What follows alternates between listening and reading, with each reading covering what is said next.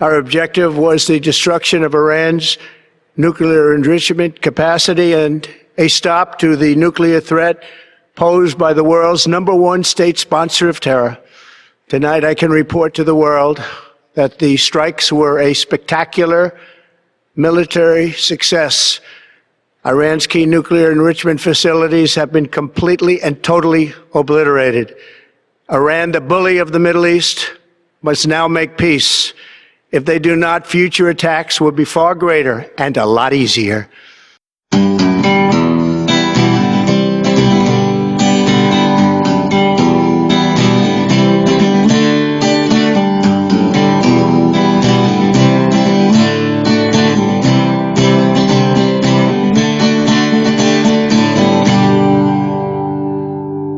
Hello and welcome back, and thanks for choosing to hang out with your host, the Conservative Bird, and your co-host, me, Double D, and you're on the Brick Road Podcast. Hey, welcome back, everybody. Before we get into everything, I just want to make sure to tell you guys to hit that like, hit that share, hit that subscribe, and smash the notification. It's the best way and easy and free way to make this channel grow as big as possible. And with that, Bird, before we get started, I'd like to take a minute to thank somebody I met yesterday at the Rural King when I was picking out the new hats for the show.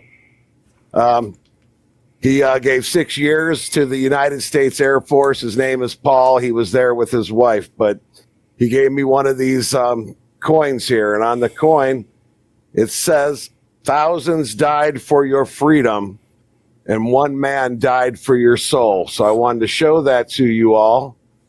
It's a really nice coin. And on that is a really cool coin. And on the flip side, it says, "And that man was Jesus." John 3:16. Yes. So thank you again, Paul.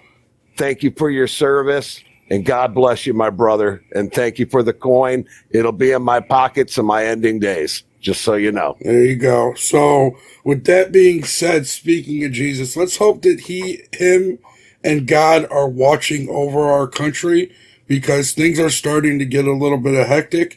I know everybody saw what happened yesterday with us finally getting involved and bombing Iran. I'm not saying I agree with it. I'm not saying I disagree with it. I'm more of a wait and see about it. I just don't like the fact that it had to come to this. I wish we could have done this through peace, but it is what it is. There's nothing we could do about it now. Everything's already set in stone.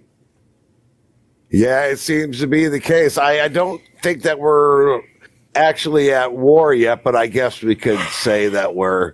It could be the start of it. It could definitely be the start of it. I'm really hoping that Iran's going to take the let's try to negotiate peace route. But from what I've watched, from what I've seen today, it looks like they're choosing the path of retaliation. I believe they basically are making it clear that they're going to retaliate. They're not getting the hint. Let's put it that way. So at 10 o'clock last night, Trump came out and he gave this speech. We're about to show it to you. It's only 4 minutes long. He kept it short and sweet. Just let everybody knows what happened. So we'll let you guys hear it from the horse's mouth.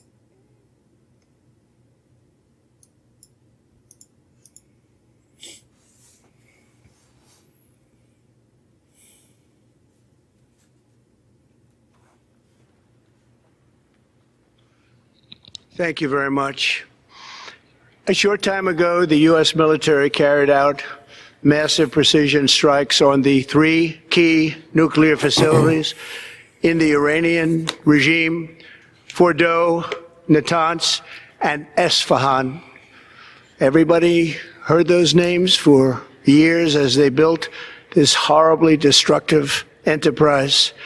Our objective was the destruction of Iran's nuclear enrichment capacity and a stop to the nuclear threat posed by the world's #1 state sponsor of terror. Tonight, I can report to the world that the strikes were a spectacular military success. Iran's key nuclear enrichment facilities have been completely and totally obliterated. Iran, the bully of the Middle East, must now make peace. If they do not, future attacks will be far greater and a lot easier. For 40 years, Iran has been saying death to America, death to Israel. They have been killing our people, blowing off their arms, blowing off their legs with roadside bombs. That was their specialty. We lost over 1,000 people, and hundreds of thousands throughout the Middle East and around the world have died as a direct result of their hate. In particular, so many were killed by their general, Qasem Soleimani.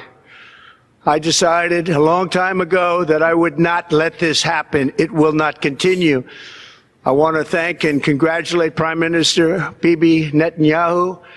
We worked as a team like perhaps no team has ever worked before. I don't feel like this is a congratulatory thing, though, to me, just personally.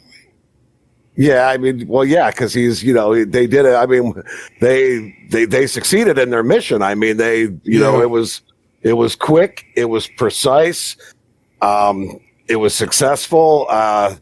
There were no, casualties on behalf of the United States Army, so that was a good thing. That is a great thing. And I mean, the only real casualties, human casualties, really are those who were in the bunkers there to begin with, which were all military anyway. Here's the thing between us and libtards, right? Libtards will just blindly follow who they vote for, no matter what they do. I could disagree with Trump on things. That doesn't mean I disagree with him on everything. Just because I disagree with him on this, that doesn't mean I disagree with him on the immigration he's been doing. I don't disagree with him on getting rid of all the woke shit out of our society. I don't disagree with him on the no tax on tips, the no tax on overtime. I agree with him on all that. I can disagree with him about one thing. That's what's wrong. These libtards, they just blindly follow, and they have to agree with everybody about everything they do. It does seem that way. It does seem like if they're all in, no matter what it is. It's like a blind leading the blind, kind of a sheep following the shepherd type thing. Now, I do want to say, I'm not sure where where I stand as far as sending young men and women from the United States military across the world, right, for sure, to go fight battles for other countries. With that said, if this strategy ends up working, he is going to come out of this a hero. Yeah, yeah, for sure. If this works with no casualties, oh man, or minimal casualties, yes, 1,000%. Exactly. You can put him on the Mount Rushmore. And if it doesn't, well, then it could possibly be the end of his, he can't run again anyway. But still, it could be the end of his legacy.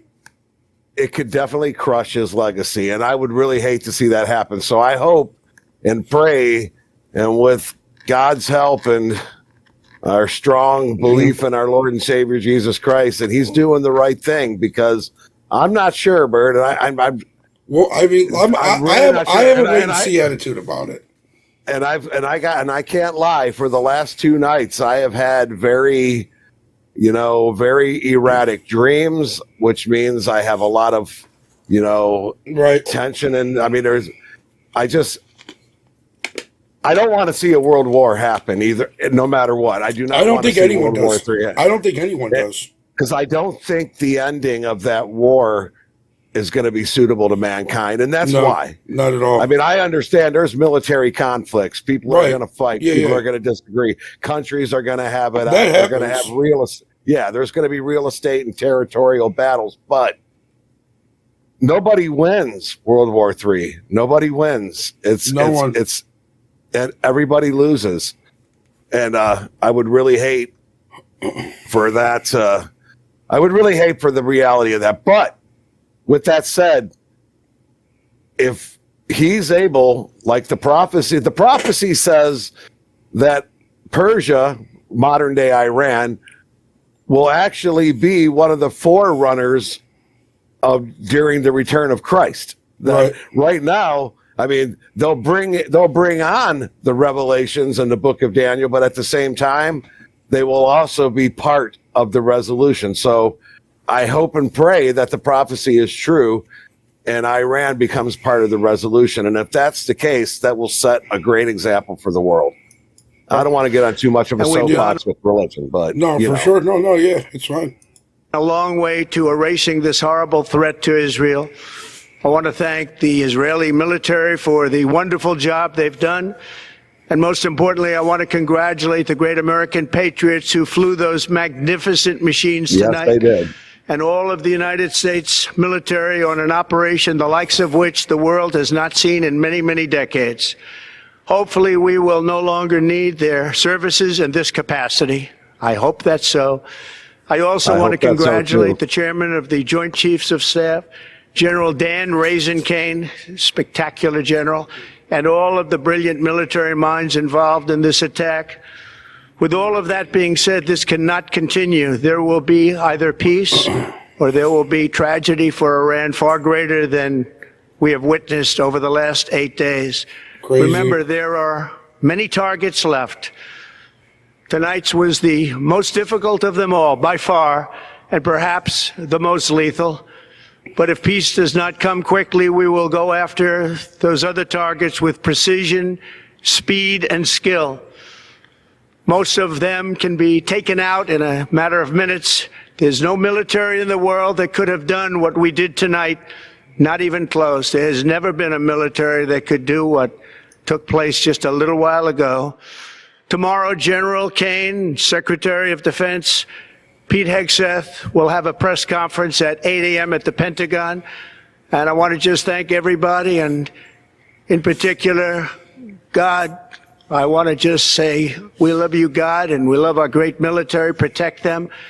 God bless the Middle East. God bless Israel, and God bless America. Thank you very much.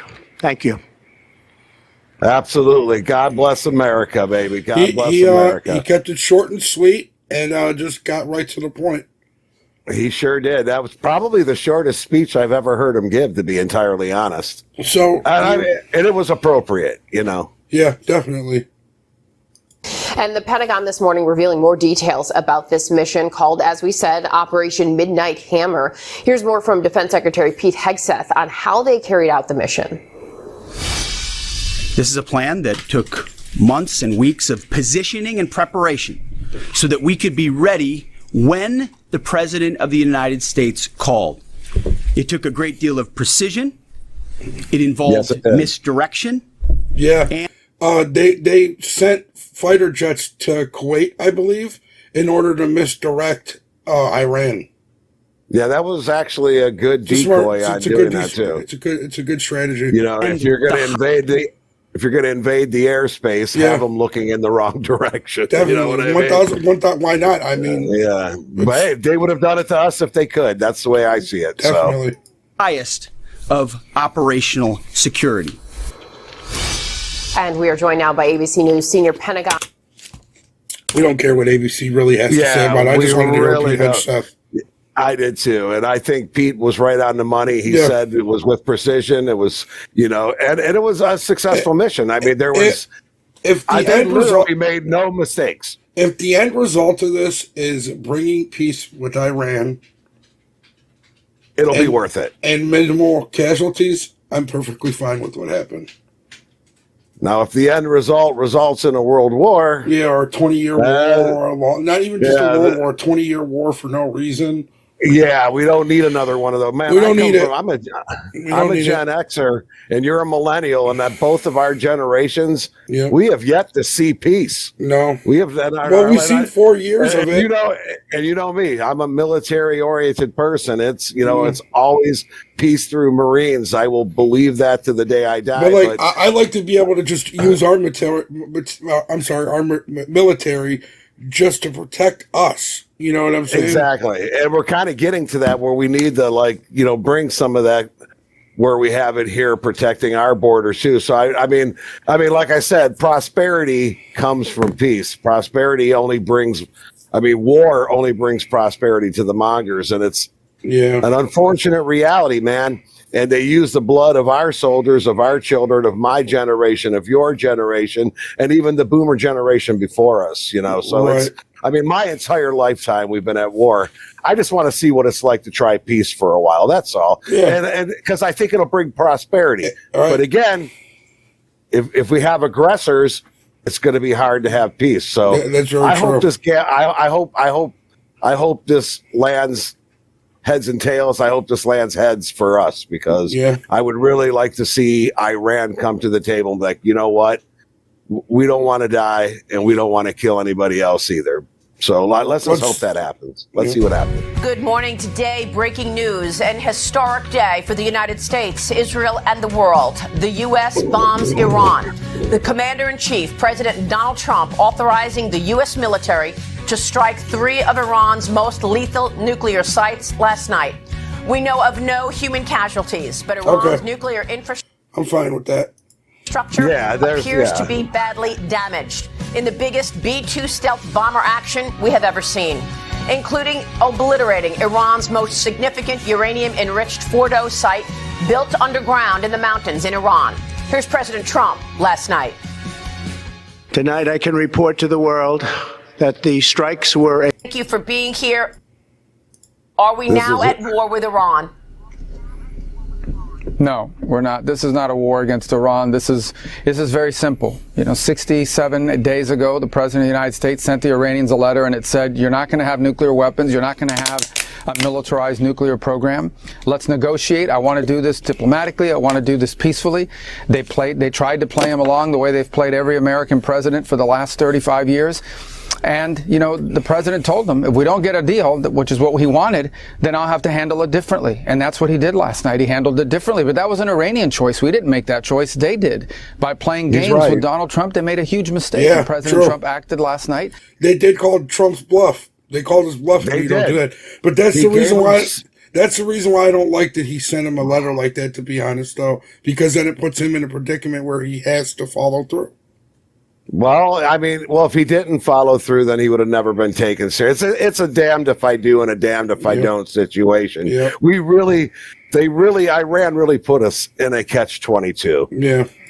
And I think the world today is safer and more stable than it was 24 hours ago. And a bunch of these countries putting out statements condemning us privately, they all agree with us that this needed to be done. They got to do what they got to do for, their own public relations purposes.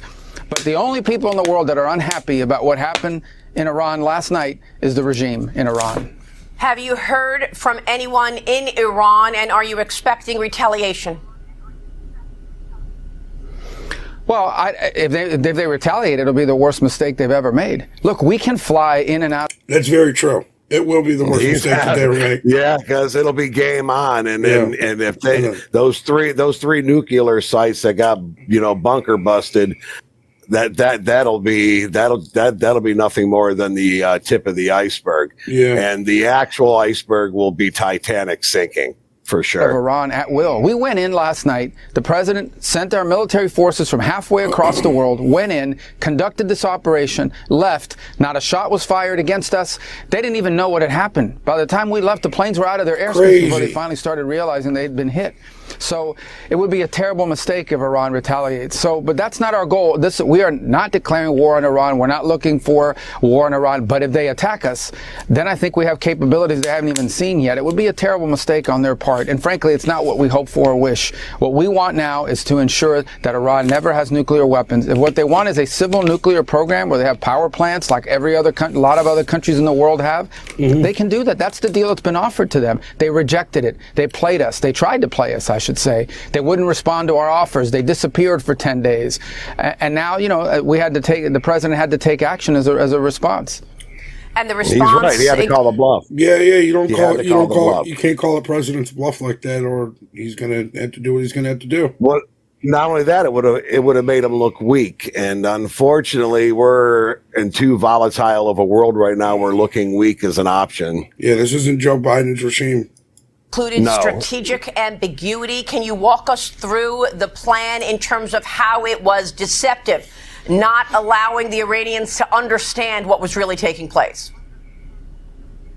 Well, ultimately, when we do these things, it's because we care about the safety and security of our troops, of our airmen, and all those who are supporting these missions. So, obviously, the element of surprise is important in military tactics.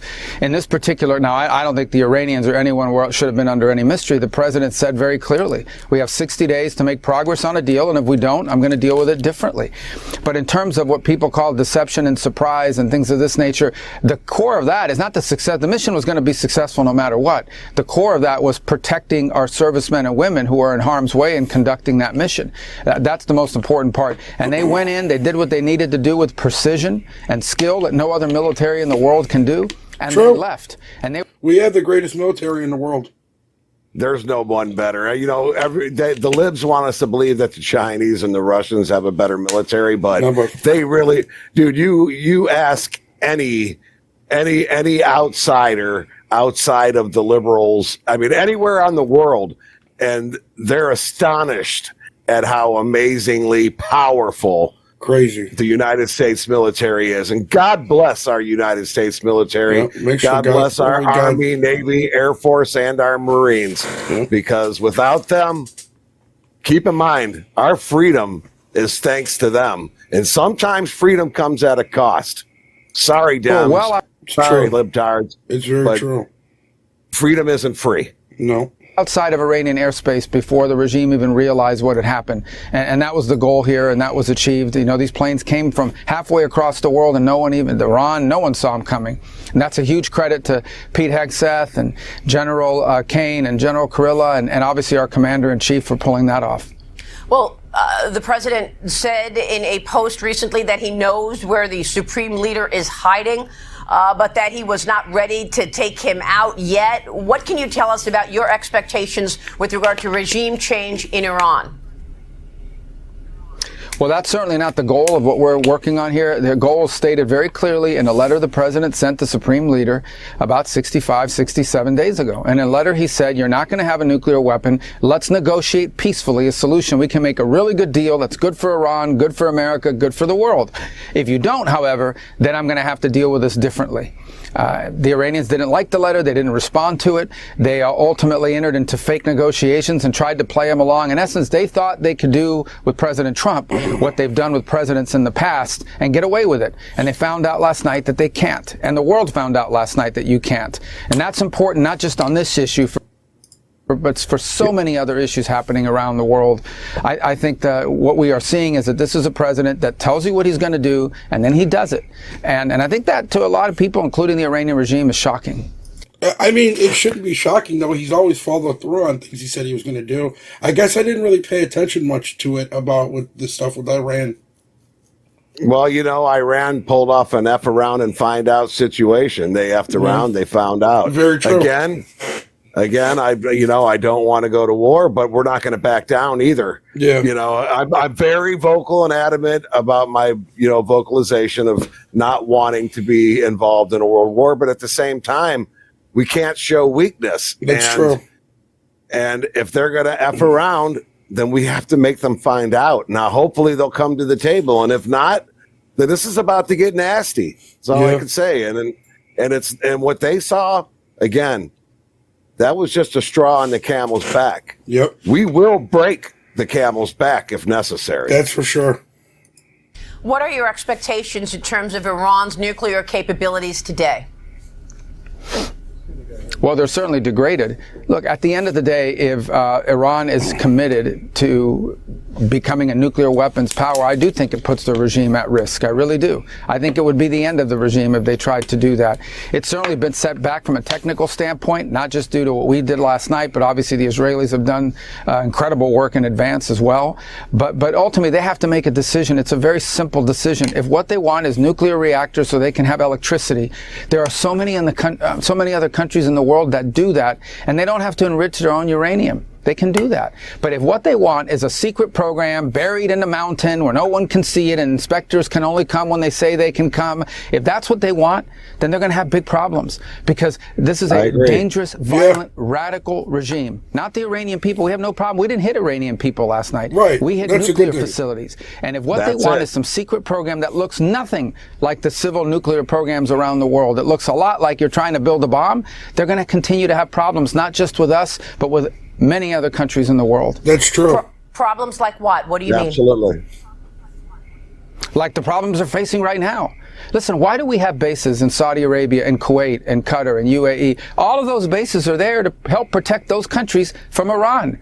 Why did Hezbollah crazy. exist? Because of Iran. What does Hamas exist? Because of Iran. How did the Houthis exist? Because of Iran. Who built the IEDs that maimed and killed American soldiers in Iraq? Iran. They're behind every problem in this region. They are the sole source of instability in the entire Middle East, and the world's been paying a price for this for 40-something years. Imagine those people having a nuclear weapon, just one nuclear weapon, or even the capability to being on the threshold. I was watching PBD. I believe they would have used it already. Oh, 1,000%. I was watching PBD's podcast last night. He did an emergency one. Is it true that like the people of Iran don't like the regime at all? For the most part, no, dude. Because back in the early 1970s, Iranian people. I mean, dude, they were the gem. They were the Paris of the Mideast. Yeah. Iran in the 50s, dude. I mean, they had their beaches were used. Their tourism was good. Their economy was great. They did not live under Sharia law. Women actually had rights. They were actually allowed to vote in 1959. Did you know that? That women were allowed to vote in Iran in 1959. And today, that's unheard of. It's unheard of. And so, at least 50% of their population has especially the 50% that was alive in 1959. I'm not going to lie. I wouldn't mind women not being allowed to vote here today. Well, at least if they're Democrats. Only if they're Democrats. You know. No, they might as well just give us all that power back so we can just handle it. We'll take care of the Democratic men. They're like women anyway. Well, my rule is if you're psychologically not all together, you probably shouldn't have the right to vote. But so you just described a Democrat. Pretty much the entire Democratic Party, with the exception of John Fetterman and Joe Manchin. Having a nuclear weapon. That's what the world was facing. That is unacceptable. President Trump did the world a favor last night, and now Iran should sort of wake up. The Iranian regime should wake up and say, okay, if we really want nuclear energy in our country, there's a way to do it. That offer's still there. We're prepared to talk to them tomorrow and start working on that. Steve Woodcock has traveled extensively around the world trying to reach that deal with them, but they play too many games. They play way too many games, and now they found out. The president has said FAFO. He won't say it. But AFFO. That's right. FAFO. FAFO. Many times, no nuclear weapons, but the ultimate goal also happens to be no biological weapons, chemicals, no drones, no proxy warfare. Do you believe that the Iranians will follow that and you'll achieve the ultimate goal of success here, long term? Well, I don't know what they're going to decide to do next. If they're being rational, I think they realize, if what they want is a country that has a nuclear energy program, they can have that. I mean, many countries around the world, I don't like the regime, but we're not into the regime change business here. We're into the safety and security of the United States business. So that's a choice they'll have to make. I hope they're being rational in their decision making. But I think the most important thing I hope they realize is the game is up. Okay, they have played the world for 40-something years with these nuclear talks and this, delaying things. They got a crazy deal out of John Kerry when he was Secretary of State under the Obama administration, where they got billions of dollars. Billions of dollars. By the way, agreed to something. Let's look that up really quick, Double D. By the way, yeah, let's look that up. I agree. How much money did Barack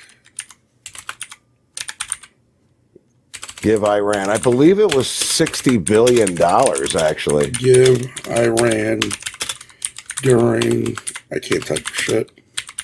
During his presidency, but I'm pretty sure it was somewhere around 50 or 60 billion. Let's see if they tell us. During Rocco transferred 1.7 in cash in 2018, blah, blah, blah. Some 400 million. 1.7 billion. Yeah, right, dude. We gave them more than that. So they're saying 1.7 billion. All right, we'll go with that. We'll go with that. I thought it was more than that, but all right, that's still a lot of money. That's a lot of money to build a nuclear bomb, I'll tell you that. Ridiculous, They dude. allowed them to continue to build their missile capacity and I still sponsor believe it was terrorism. more, They've but- been I do playing too. the world for 40-something years. They're not going to play President Trump. And they found out last night that when he says he's going to do something, he'll do it. Yeah. And he doesn't want to do it. It's not his first choice, but it's the only choice. That's the only choice the Iranian regime left us, because they play too many games. They use diplomacy to hide behind and obfuscate and think they can buy themselves time. They think they're cute. They're not cute. And they're not going to get away with this stuff. Not under President Trump. The Europeans have been feckless pretty much throughout this conflict in the last several weeks. What are your expectations for our partners and allies in Europe? Well, look, I think the Europeans, particularly the Germans, the French, and the Brits, have made very clear that Iran cannot have nuclear weapons. In fact, I think the French, for the first time, have kind of leaned forward even more and said they can't even have an enrichment capability. There are existing sanctions under the old JCPOA that we're no longer a part of, but they remain a part of. Iran is in complete violation. Okay, and so those three countries have to make a decision, I know later than October of this year, whether to put sanctions back on Iran, snap them back. And we encourage them to continue to press them on that front, because that's another set of pressure. So, obviously, these are allies and partners we work with closely on a bunch of issues around the world. And I think they have in their hands a very powerful piece of leverage on the Iranian regime, which is the snapback provisions under the previous JCPOA.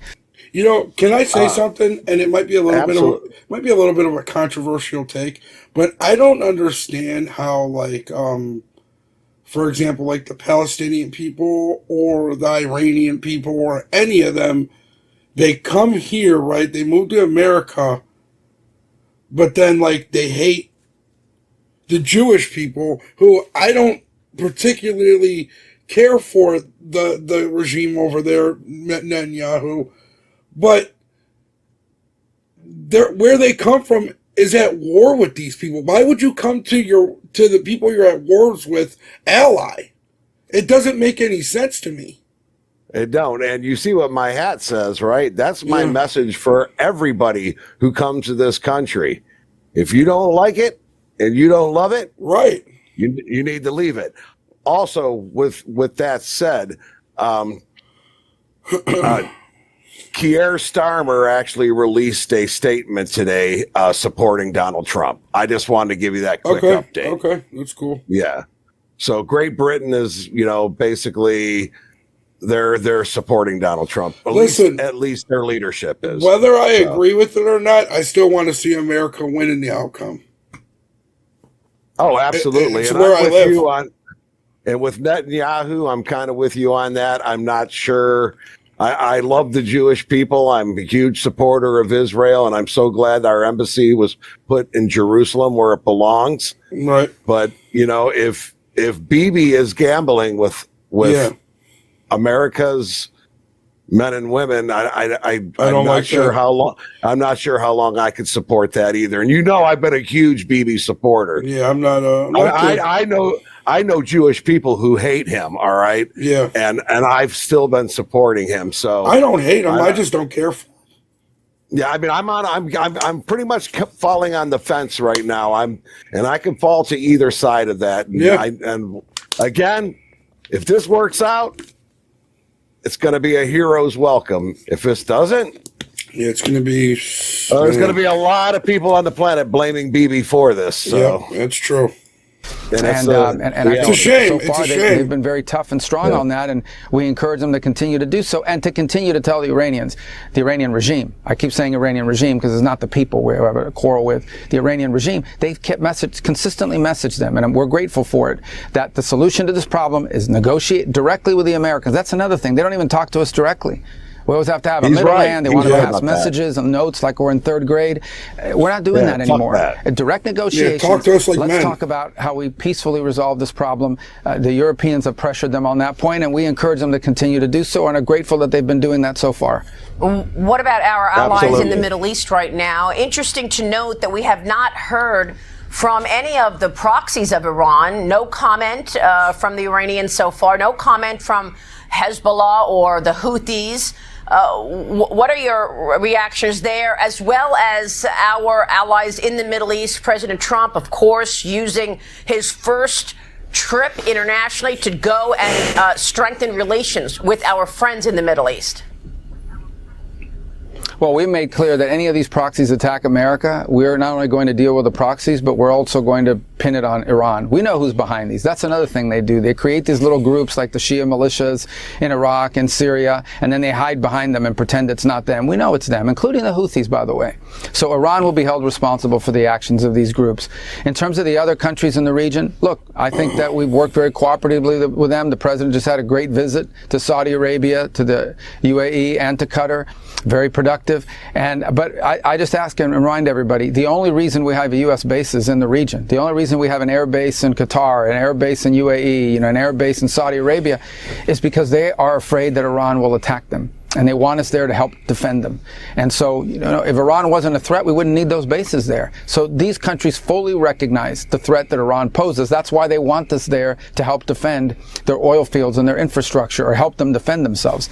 And if the Iranian regime was no longer a threat, we wouldn't need to have any of these bases in the region. We wouldn't need to have any American service people in the region. He's right. That's the state of affairs right now. So these countries understand what Iran is and what the regime is, and they get it. They understand it. How long have these plans been in place to take out the nuclear facilities? Well, the president makes the ultimate decision, and look, in terms of plans, I mean, we have all sorts of contingency plans for all sorts of possible strikes all over the world. Once the president says, okay, work up options for me, they obviously go back and, refine those. And then there are multiple points along the way in which the president has decisions to make about go or no go. And it really comes right up to 10 minutes before the bombs are actually dropped.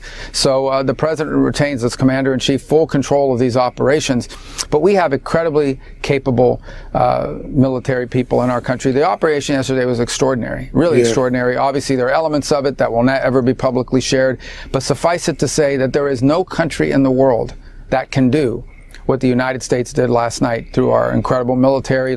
That's true. Our military is absolutely the right. greatest military in the world. So, Double D, you sent me this video. Why don't you tell me what it's about a little bit? Okay, well, as you all know, next year is 2026. There's two anniversaries. One is the 250th anniversary of this wonderful experiment called the United States of America. The greatest experiment ever. Greatest experiment ever, greatest country on the planet. Not a greater country in the world. Never, and there never will be. And also, and I would, a moment of solace for the 2,800 people who lost their lives that day. It's also the 25th anniversary of 9/11. Scott Lebedo here had made arrangements to erect, I believe it's like 100-foot or 100-foot wide American flag over the World Trade Center Ground Zero. It lasts about a minute. I thought it'd be a good way to finish off the show and give some props to our brothers and sisters in New York and to the families of those who perished, of the family members of who lost, family members in the 9/11 strike. So let's check it with out. that, let that clip roll, Bird. After 2 hours of negotiating with a permit and every agency under the sun here, we're ready to go. We're going to fly this baby.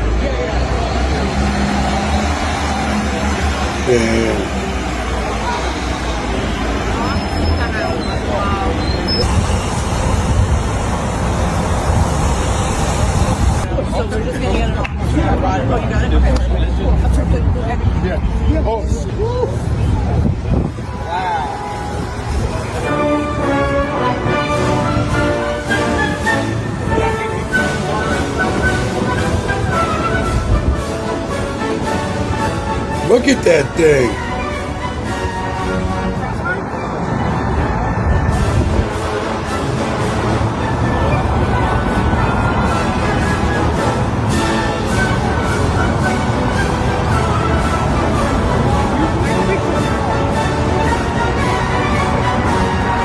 That's amazing.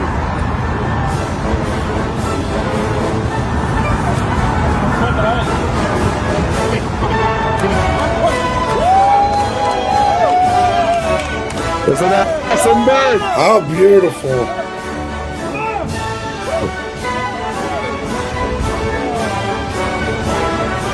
I'm sorry, we have the best flag in the world. I don't care what anybody We says. do. Our flag's the God best. bless America. God bless America.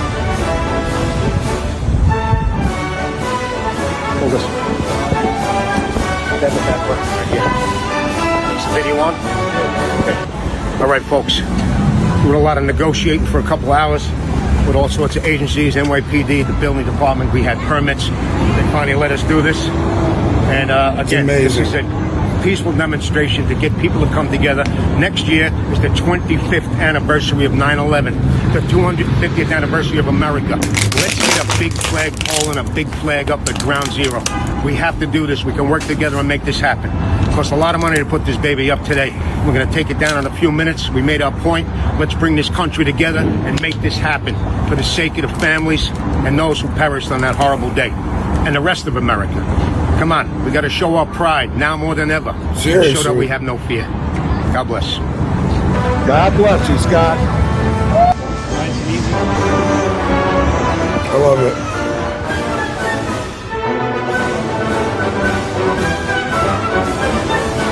Isn't that beautiful, man? It's beautiful. I love it. It's almost over, but they'll show there. Hey, let's watch it till the end. You get to see that baby Look fly. at that, Look man. at that. Isn't that awesome, man? Bro, look how- That is, what a way to end the show, isn't it? That Look is at that, dude. amazing. That is amazing. I think you should leave that picture up there, Bird. That is beautiful.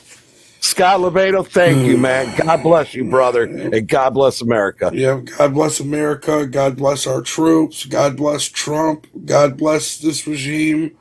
Hopefully they're doing the right thing. I'm hoping. Like I said, I am a wait and see kind of person with this, regardless of whether I agree with it or not. I'm hoping Trump has the right mindset to get it done, what needs to be done. And we don't always have to agree to be all in. Nope. Like Scott said, we need to unite, and now is the time. Right. And in order to unite, we have to unite with people who disagree with us on every level. Absolutely. Absolutely. Because we can always agree to disagree, and our lives are our lives at the end of the day. And without conversation, you have nothing. Exactly. And I believe both sides have a lot to learn from each other too. And this, well, I'm a little like moved right now. I'm a little like that. I've watched it twice already, and it gets me every time. So I love that flag. Yes, I love that flag too. God bless America. God bless our soldiers. God bless you, Paul, and thanks again for this pin. I will take this to my grave with me. And God bless all of you, and thank you guys for tuning in with us. Without you guys, none of this is possible. Without God, none of this is possible. So I just want to thank you guys. Thank God. Thank Double D. Thank my family. Thank all my friends. Thank anybody who supports me in this. Actually, even if you don't support me, I still want to thank you and wish you well. Because whether you're for us or against us, it is what it is, and you're yourself. You do what you do. Right. We're all still Americans. Yep. And with that, I would like to thank our audience. One more shout out to my man, Paul there. Of course, thank you, Bird, as always. Yep. And most importantly, I'd like to thank my Lord and Savior, Jesus Christ. And with all that, good night, y'all. All right, everybody. Have a good one. Peace.